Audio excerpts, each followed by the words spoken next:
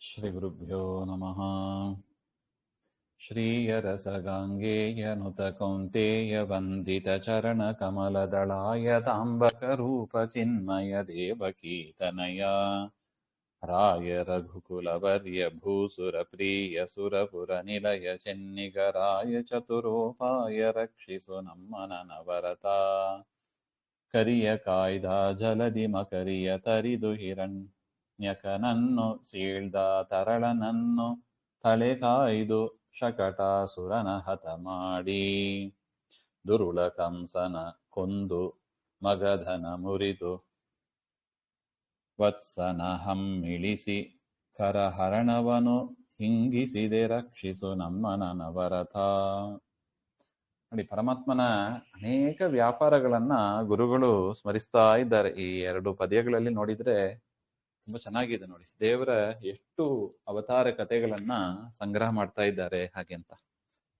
ಗಜೇಂದ್ರನನ್ನ ಕಾಯ್ದು, ಮೊಸಳೆಯಿಂದ ಪರಮಾತ್ಮ ಗಜೇಂದ್ರನನ್ನ ಕಾಯ್ದ, ಸರೋವರದಲ್ಲಿ ಅವನನ್ನ ಹಿಡಿದಿದ್ದ ಮೊಸಳೆಯನ್ನ ಸಂಹರಿಸಿದ, ಹಿರಣ್ಯಕಶಿಪು ಅವನನ್ನ ಸೀಳಿ ಹಾಕಿ ಬಾಲಕನಾದ ಪ್ರಹ್ಲಾದನನ್ನ ಸಂರಕ್ಷಣೆ ಮಾಡಿದ, ಶಕಟಾಸುರನನ್ನ ಸಂಹರಿಸಿದ, ದುಷ್ಟನಾದ ಜರಾಸಂಧ ಮಗಧ ದೇಶದ ಒಡೆಯ ಆ ಜರಾಸಂಧನನ್ನ ಕೊಂದು ಅವನ ಸೊಕ್ಕನ್ನು ಮುರಿದು, ವತ್ಸಾಸುರ ಅವನ ಅಹಂಕಾರವನ್ನ ನಾಶ ಮಾಡಿ, ಧೇನುಕಾಸುರನನ್ನು ಕೂಡ ಸಂಹಾರ ಮಾಡಿದ ಶ್ರೀಹರಿಯೇ ಇದೆಲ್ಲ ಕೃಷ್ಣಾವತಾರದಲ್ಲಿ ಆದದ್ದು ಅಂತ. ಸ್ವಾಮಿ ನೀನು ನಮ್ಮನ್ನ ಸದಾ ರಕ್ಷಿಸು ಹಾಗೆ ಅಂತ ಬಗೆ ಬಗೆಯ ಭಕ್ತರನ್ನು ಶ್ರೀಹರಿ ಸಂರಕ್ಷಣೆ ಮಾಡುವ ವಿವರ ಈ ಪದ್ಯದಲ್ಲಿ ಗುರುಗಳು ತಿಳಿಸಿಕೊಟ್ಟಿದ್ದಾರೆ. ಕರಿಯ ಸಂಹರಿಸಿದ ಪ್ರಸಂಗ ಅಂದರೆ ಗಜೇಂದ್ರ ಮೋಕ್ಷದ ಪ್ರಸಂಗ ಅಂತ ಭಾಗವತದಲ್ಲಿ ಸ್ಪಷ್ಟ ಇದೆ. ಆ ಗಜೇಂದ್ರ ಆಹಾ ಎನ್ನುವ ಒಂದು ಗಂಧರ್ವನ ಅವತಾರ, ಮೊಸಳೆಯು ಹೂ ಎನ್ನುವ ಗಂಧರ್ವನ ಅವತಾರವಾಗಿತ್ತು. ಆ ಪ್ರಸಂಗದಲ್ಲಿ ಅವರು ಶಾಪ ನಿಮಿತ್ತವಾಗಿ ಅವರು ಆನೆ ಮೊಸಳೆಯಾಗಿದ್ದಾರೆ. ಆ ಪ್ರಸಂಗದಲ್ಲಿ ಆ ಗಜೇಂದ್ರನನ್ನ ಪರಮಾತ್ಮ ಮೋಕ್ಷಗೊಳಿಸಿದ ಹಾಗೆ ಅಂತ. ಮತ್ತು ಹಿರಣ್ಯಕ ಅಂದರೆ ಹಿರಣ್ಯಕಶಿಪು ಅಂತ, ಅವನ ಮಗ ಪ್ರಹ್ಲಾದ. ಬಗೆ ಬಗೆಯಿಂದ ಹಿಂಸೆ ಮಾಡಿದವ ಪ್ರಹ್ಲಾದನನ್ನ. ಅವನ ವೈಷ್ಣವ ನಿಷ್ಠೆಯನ್ನ ತಪ್ಪಿಸಲು ಹಿರಣ್ಯಕಶಿಪು ಮಾಡಿದ ಪ್ರಯತ್ನ ಇದು. ವೈಷ್ಣವರಾಗಿ ಇರಬಾರದು ಹಾಗೆ ಅಂತ, ವೈಷ್ಣವ ಧರ್ಮಗಳನ್ನ ಫಾಲೋ ಮಾಡಬಾರದು ಹಾಗೆ ಅಂತ ಅವನ ಚಟ ಇತ್ತು. ಆದರೆ ಪ್ರಹ್ಲಾದನ ಪ್ರಾರ್ಥನೆಗೆ ಪರಮಾತ್ಮ ಮನ್ನಿಸಿ ನರಸಿಂಹನಾಗಿ ಪರಮಾತ್ಮ ಪ್ರಾದುರ್ಭಾವವನ್ನು ಹೊಂದಿ ಹಿರಣ್ಯಕಶಿಪುವನ್ನ ಸಂಹಾರ ಮಾಡಿ ಪ್ರಹ್ಲಾದನಿಗೆ ಪಟ್ಟವನ್ನ ಕಟ್ಟಿ ಉದ್ಧಾರ ಮಾಡಿದ ಅಂತ. ಇದು ಭಾಗವತ, ವಿಷ್ಣು ಪುರಾಣ, ನರಸಿಂಹ ಪುರಾಣ ಅನೇಕ ಗ್ರಂಥಗಳಲ್ಲಿ ಬಂದಿದೆ ಅಂತ ಗುರುಗಳು ತಿಳಿಸ್ತಾ ಇದ್ದಾರೆ. ಇನ್ನು ಶಕಟಾಸುರನನ್ನ ಪರಮಾತ್ಮ ಬಾಲಲೀಲೆಯಲ್ಲಿ ಒಂದು ಶಕಟಾಸುರನನ್ನ ಸಂಹಾರ ಮಾಡಿದ, ಕಂಸನನ್ನು ಸಂಹಾರ ಮಾಡಿದ, ಜರಾಸಂಧನನ್ನು ಕೂಡ ಭೀಮಸೇನ ದೇವರಿಂದ ಸಂಹಾರ ಮಾಡಿ ಅವನ ಸೊಕ್ಕನ್ನು ತೆಗೆದು ಅಂದ್ರೆ ಅವನಿಗೆ ಅಹಂಕಾರ ಇತ್ತು, ನನ್ನನ್ನು ಯಾರು ಕೊಲ್ತಾರೆ, ನಾನೇ ಶ್ರೇಷ್ಠ ರಾಜ ಹಾಗೆ ಅಂತ. ಎಷ್ಟು ಬಾರಿ ನೋಡಿ, 18 ಬಾರಿ ಯುದ್ಧಕ್ಕೆ ಬರ್ತಾನೆ ಕೃಷ್ಣನ ಜೊತೆಗೆ ಜರಾಸಂಧ. ಒಂದೊಂದು ಬಾರಿ ಬಂದಾಗಲೂ 23 ಅಕ್ಷೋಹಿಣಿ ಸೈನ್ಯ ನೋಡಿ. ಮಹಾಭಾರತ ಯುದ್ಧದಲ್ಲಿ 18 ಅಕ್ಷೋಹಿಣಿ ಸೈನ್ಯ ಅಷ್ಟೇ ಇದ್ದದ್ದು, ಆದರೆ ಜರಾಸಂಧ ಕಟ್ಕೊಂಡು ಬಂದದ್ದು 23 ಅಕ್ಷೋಹಿಣಿ ಸೈನ್ಯ ಇಂಟು 18 ಬಾರಿ. ಅಂದರೆ ಎಷ್ಟು ಸೈನ್ಯ ಇರಬೇಕು ಅಂತ ನೋಡ್ಕೊಳ್ಳಿ.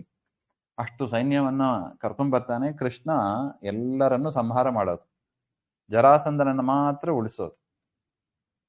ಈ ರೀತಿಯಾಗಿ ಕೃಷ್ಣನಿಗೆ ಭೂಭಾರ ಹರಣ ಅನಾಯಾಸವಾಗಿ ಮಾಡಿಕೊಂಡ ನೋಡಿ. ಇದೆಲ್ಲ ರಾಜನೀತಿ, ದೇವರು ತೋರಿಸಿಕೊಡೋದು. ಇವನು ಜರಾಸಂಧನನ್ನ ಬಿಡೋದು, ಮತ್ತೆ ಅವನು ಒಂದು 23 ಅಕ್ಷೋಹಿಣಿ ಸೈನ್ಯ ಕಟ್ಟಿಕೊಂಡು ಬರೋದು, ಕೃಷ್ಣ ಅವರನ್ನ ಧ್ವಂಸ ಮಾಡೋದು. ಈ ರೀತಿಯಾಗಿ ಆಯ್ತು. ಕೊನೆಯಲ್ಲಿ ಭೀಮನ ಮೇಲೆ ಅನುಗ್ರಹ ತೋರಿ ಪರಮಾತ್ಮ ಭೀಮನ ವತಿಯಿಂದಲೇ ಸಂಹಾರ ಮಾಡ್ತಾನೆ ಅಂತ. ಜರಾಸಂಧನ ಸೊಕ್ಕನ್ನ ಪರಮಾತ್ಮ ಮೃದ ಹಾಗೆ ಅಂತ. ಜರಾಸಂಧ ಅವನು ವಿಪ್ರಚಿತ್ತಿ ಎಂಬ ಒಂದು ಅಸುರನ ಅವತಾರ. ಜಗದಾಂಸಾರದಲ್ಲೂ ಬರುತ್ತದೆ. ಕಂಸ ಅವನು ಕಾಲನೇಮಿ ಎಂಬ ಅಸುರನ ಅವತಾರ.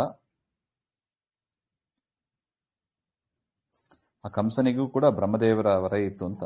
ಜರಾಸಂಧನಿಗೆ ಬ್ರಹ್ಮ, ವಿಷ್ಣು, ದುರ್ವಾಸ ಹಾಗೂ ಚಂಡ ಕೌಶಿಕರು ಅಂತ ಇವರು ಋಷಿಗಳು, ಅವರೆಲ್ಲರ ವರವೂ ಇತ್ತು ಅವನಿಗೆ, ಜರಾಸಂಧನಿಗೆ.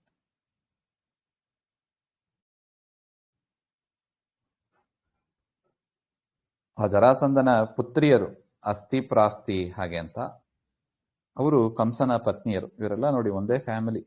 ಕಂಸ, ಜರಾಸಂಧ ಇದೆಲ್ಲ ಒಂದೇ ಫ್ಯಾಮಿಲಿ ಇದೆ. ಎಲ್ಲರನ್ನು ಕೂಡ ಪರಮಾತ್ಮ ಸಂಹಾರ ಮಾಡ್ತಾನೆ. ಇನ್ನು ಖರ ಹರಣ ಅಂತ, ಖರಾಸುರ ಅಂತ, ಅವನ ದೇಹವನ್ನು ಪರಮಾತ್ಮ ಸಂಹಾರ ಮಾಡಿದ ಹಾಗೆ ಅಂತ. ಅವನು ರಾವಣನ ತಮ್ಮ ಅಂತಾನು ಹೇಳ್ತಾರೆ. ಖರಾಸುರ ರಾವಣನ ತಮ್ಮ. ದಂಡಕಾರಣ್ಯದಲ್ಲಿ 14,000 ರಾಕ್ಷಸರೊಂದಿಗೆ ನೆಲೆಸಿದ್ದನು. ರಾಮನಿಂದ ಇವನು ಸಪರಿವಾರವನ್ನಾಗಿ, ಅಂದರೆ ಪರಿವಾರ ಸಹಿತವಾಗಿ ಅವನು ಸಂಹರಿಸಲ್ಪಟ್ಟನು ಹಾಗೆ ಅಂತ. ಭಾಗವತದಲ್ಲಿ ಖರ ಅಂತ ಒಬ್ಬ ಇದ್ದಾನೆ, ಅವನ ಹೆಸರು ಧೇನುಕಾಸುರ ಹಾಗೆ ಅಂತ. ಅವರನ್ನು ಕೂಡ ಪರಮಾತ್ಮನೇ ಸಂಹಾರ ಮಾಡಿದ್ದು ಕೃಷ್ಣ ರೂಪದಿಂದ ಹಾಗೆ. ಅದರಿಂದ ಇಬ್ಬರನ್ನ ತೆಗೆದುಕೊಳ್ಬಹುದು ಹಾಗೆ ಅಂತ ಒಟ್ಟಾಭಿಪ್ರಾಯ.